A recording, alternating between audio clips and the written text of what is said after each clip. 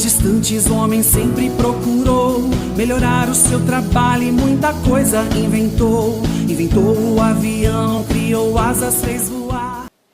Olá, turminha! Vamos falar aqui um pouco mais de métodos de pesquisa para as nossas aulas de iniciação científica. Então hoje o tema seria os grupos focais, a metodologia dos grupos focais, também conhecida como entrevista de grupo ou entrevistas coletivas, né? Normalmente essa técnica consiste em a gente observar um grupo de pessoas, que normalmente é algo em torno a 6 a 10 pessoas. Quando passa muito mais do que 10 pessoas, fica meio difícil a gente anotar e tecer observações no desenvolver da pesquisa, tá? Então, normalmente isso, de 6 a 10 pessoas, ela pode ser estruturada ou semi-estruturada. Então, o que seria então isso? Você colocaria um grupo de 6 pessoas para observar, né? Existe toda uma sequência de coisas que são necessárias serem feitas, tá? Que nós vamos comentar. Aí, quem estiver orientando, mediando esta entrevista, esse grupo focal, ele tem que ter primeiro em mente que ele precisa ter um tema, ou seja, ele vai estabelecer um foco naquilo que ele vai observar, e ele vai, a partir do momento que você tem um grupo focal estruturado, você vai ter questões que esse mediador, essa pessoa que vai estar coordenando esse grupo focal, vai fazer aos participantes. Então ele vai formular perguntas, questões. Depois eu vou pegar exemplo prático, vai ficar muito mais tranquilo, muito mais fácil entender o que é o tal do grupo focal.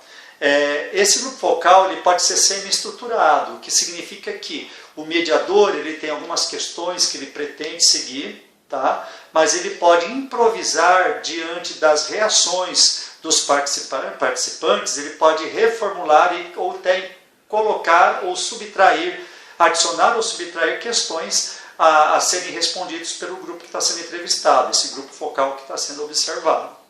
Outra característica muito comum dos grupos focais é que normalmente a gente costuma filmar eles, né? O ideal seria filmar. Por que filmar? Porque o filmar permite você depois analisar com calma não só aquilo que é falado, mas as reações que vêm da expressão corporal das pessoas, né? Dos trejeitos, das expressões faciais, etc. e tal.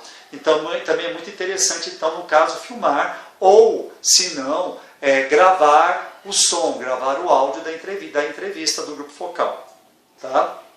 Então, aí nós já temos uma coisa a ser observada, que seria o seguinte, que quando eu vou fazer um grupo focal, eu preciso explicar para os participantes o que vai ser feito. E se eu for filmar, eu preciso falar, eu vou filmar, posso, ou seja, você vai pedir uma autorização. De preferência uma autorização por escrito, uma autorização simplesinha, onde a pessoa sabe que ela vai ser filmada e que essa filmagem será usada para pesquisa e que não será citado o nome dos participantes. Significa que você, na hora de comentar na sua pesquisa, vai falar a pessoa 1, a pessoa 2, a pessoa 3, né? Aluno 1, aluno 2, aluno 3, ou A, B, C, assim por diante. Você não vai falar o nome, Zezinho, Mariazinha, você não vai falar. Tá? E você vai deixar isso no pedido de autorização para deixar bem claro, né? Que não será usado o nome das pessoas, que isso é uma questão de ética. Tá?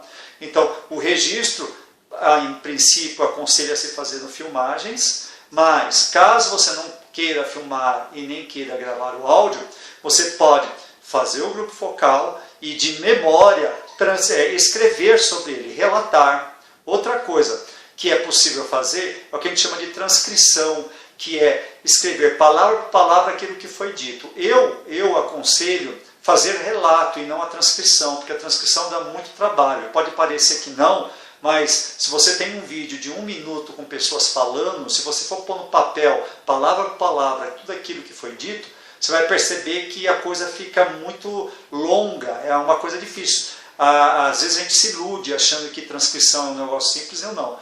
Mas não, é uma coisa bem complicada. Então eu aconselho que se faça o quê? Um relato do grupo focal, que você comente basicamente o que foi acontecido.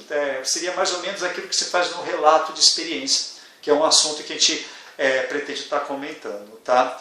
Como que você, em que circunstâncias você faz um grupo focal? Tá? É muito comum os grupos focais serem usados em pesquisas de marketing, Mas você pode usar em pesquisas de outra coisa sem ser marketing. O que é uma pesquisa de marketing? Vou dar um exemplo concreto.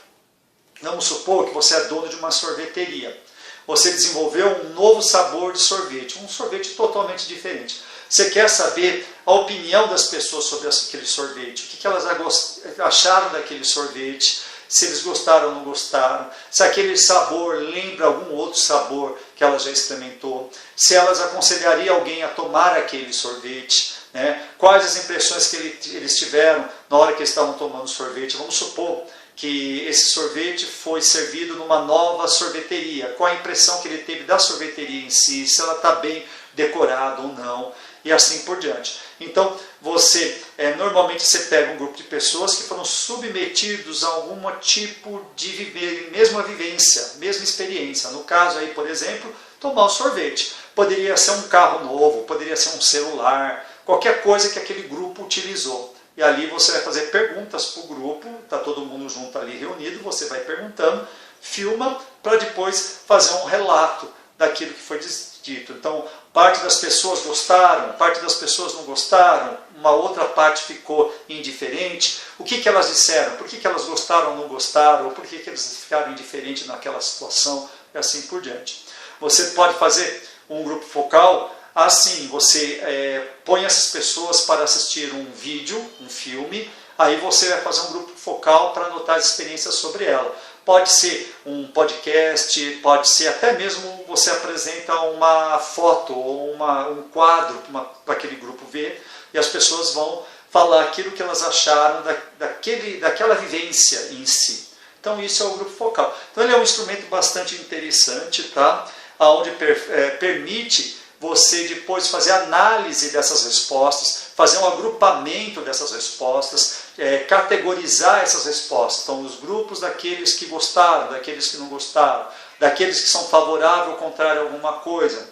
É quase como se fosse um debate, mas é um debate direcionado, onde o mediador ele vai fazendo perguntas e o grupo vai respondendo, né? Justamente por isso que a gente aconselha a filmagem, porque daí você tem como ver com mais detalhes as coisas que estão acontecendo diante daquele grupo. Então, desse grupo focal, vai surgir o quê? Uma transcrição, que eu já falei, eu não recomendo, porque é muito trabalhosa, onde você vai falar item por item do que todo mundo comentou, e depois vai fazer uma análise, ou você pode fazer um relato de experimento, aonde você vai pegar aquele grupo focal, vai falar o que aconteceu, os desdobramentos daquele grupo focal, o que foi perguntado, o que foi respondido de um modo geral, quantas pessoas ou quais pessoas foram a favor ou contrário, gostaram ou não gostaram de uma determinada coisa, como elas interpretaram determinada situação e assim por diante. Eu acho o grupo focal um instrumento bastante interessante para você lidar com coisas polêmicas. Vamos supor, é muito comum nos TCAs surgirem temas polêmicos. Vamos pegar aí um bem polêmico e bem comum, abortamento, né, que é quando uma mãe decide não prosseguir com a gravidez. Então você pode, por exemplo, passar um vídeo documentário sobre abortamento, né, e depois de você ter submetido a um grupo sobre esse vídeo, perguntar quem é a favor do abortamento, quem é contra, quem é indiferente, por que é a favor, por que é contra, por que é indiferente, o que eles acharam do filme. Eles acharam que o filme trouxe uma realidade, eles acharam que aquele filme ele era tendencioso, ou seja, tentou puxar muita opinião para um lado ou para o outro, por que eles acharam isso, e assim por diante. Então os assuntos polêmicos, além das questões de marketing, também são bem desenvolvidos dentro dessa metodologia do grupo focal. Tudo bem, gente? Eu espero que vocês tenham entendido. Então fica aqui mais um método para vocês pensarem em termos de desenvolvimento de pensamento científico, que seria os grupos focais. Então até mais, grande abraço.